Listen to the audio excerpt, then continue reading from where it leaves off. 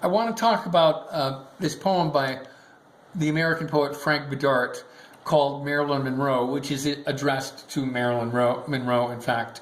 And for me, this poem, like many other of Bidart's short poems, it has a remarkable combination of forcefulness, of real passion and rawness, and just pressure. It's pressurized, along with a remarkable amount of sophisticatedness.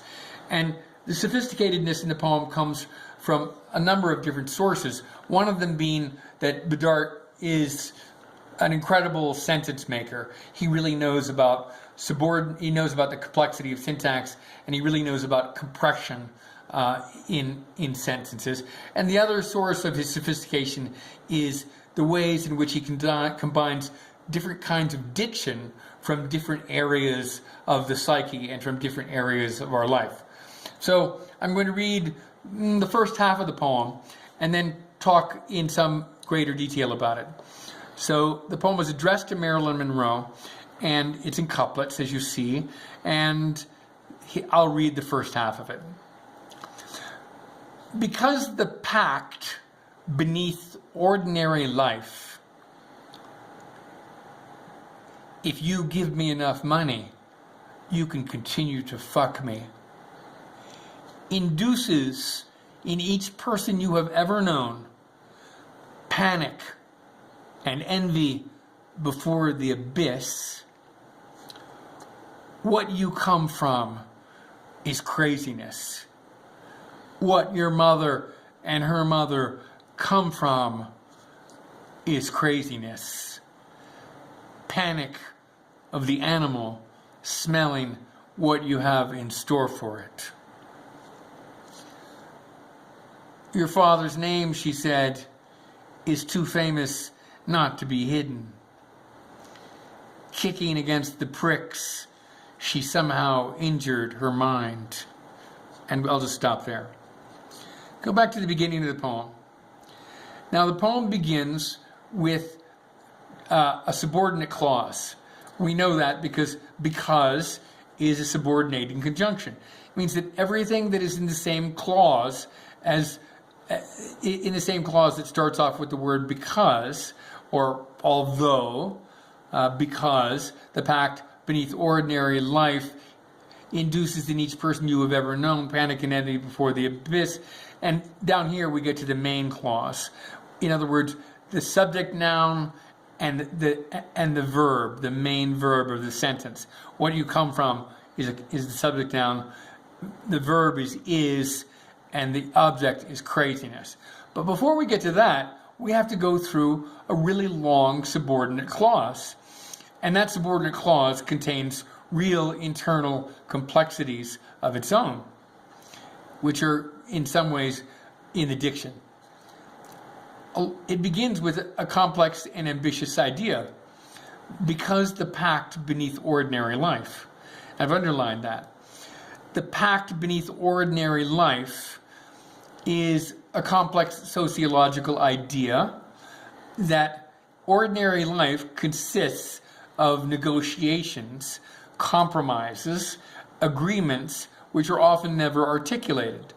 So when we read this, and the cognitive part of our mind translates it, that there is a pact beneath ordinary life, well, one thing you want to know is, what is the pact beneath ordinary life? I've been wondering. And we get the answer to that question in the parenthetical, italicized sentence that follows, which is part still of this subordinate clause. The pact beneath ordinary life, if you give me enough money, you can continue to fuck me. That's the pact beneath ordinary life. You notice between the first line and the second line, and the second line translates the first line, what is the pact beneath ordinary life? If you give me enough money, you can continue to fuck me. They contain radically contrasting dictions. They come from different parts of consciousness. The first is the cognitive and sophisticated consciousness that is able to formulate an idea like that there's a contract or a pact beneath ordinary life. And then we have raw, visceral language, fuck, money, if you give me money, you can continue to fuck me.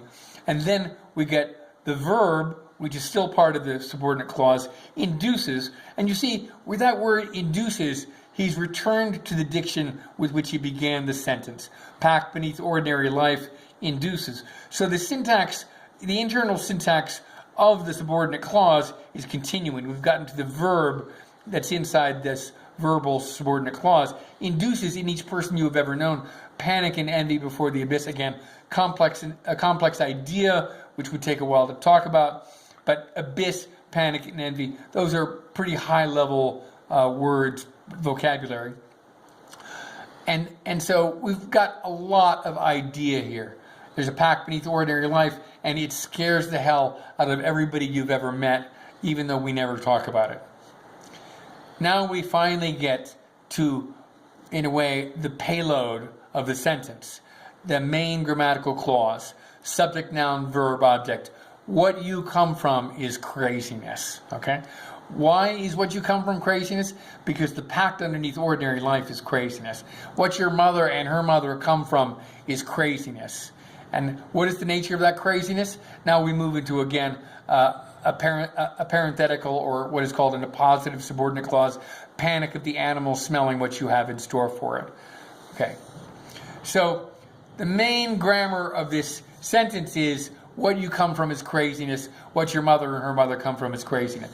So this is the formula for a confessional poem written by Sylvia Plath or Anne Sexton or perhaps Robert Lowell. But look, it's embedded in a whole host of complex hierarchical syntax and ideas which make this whole sentence have really kind of marvelously sophisticated ideas about the nature of human life, which are contained grammatically and precisely related to each other through the powers of grammar and complex syntax and very, very skillful movement between different levels of diction. So this is a sentence which has enormous amounts of force in it. It is as raw and challenging and in a way frightening and scary and sensational as any highly raw poem. But in addition to that, it has a level of sophistication and civilization to it which makes it immensely more worthy of extended meditation. And we'll just look at the next couple of sentences. Your father's name, she said, is too famous not to be hidden. Okay, once again, whenever we read an English sentence in English grammar, we're looking for the main grammatical core of it. And what we see here is she is the subject, said is the verb, your father's name is the object. She said, your father's name is too famous not to be hidden. Well, on the one hand, that's a pretty simple sentence, but look at how it's handled syntactically. The object precedes the subject and verb which it belongs to.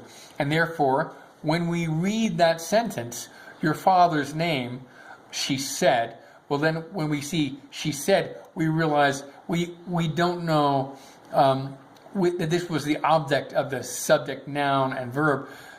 It could have been written more directly, but this requires us to participate in the unfolding ideas and the unfolding grammar and the complex, precise relations that are part of this poem. Again, next sentence, kicking against the pricks. Now we get to the subject, noun. She injured her mind. She injured her mind. Adverb, she injured somehow her mind. Kicking against the pricks. How did she injure her mind? Subordinate clause, she injured her mind kicking against the pricks. So you can take any sentence and you can, when it's complexly built like this, and you can iron it out into more conventional and simplistic and direct syntax. But when we use complex syntax like Bidart does, you not only get all the viscerality and the sort of power that's in this very, very strong feeling and ideas that are in the poem, but you also get an orchestration of the sequence and the complex relations with which those ideas and feelings are being combined into a picture of the causality of consciousness and the way that the world is structured. That's what grammar does. That's what real skill and artistry of a certain level of power and accomplishment can accomplish. If you don't experiment with complex grammatical forms like this, if you don't take them apart in your close reading, you will never acquire the skills to be able to write a poem that has this kind of mastery. This may not be the kind of poem you want to write, but there are complex kinds of mastery which you probably would like to master in your own sort of growing sophistication. So the Bidart poem is a great example of a poem that has an enormous amount of force and also really impressive and provocative levels of sophistication, both intellectual and also in terms of the emotional intelligence of the poem.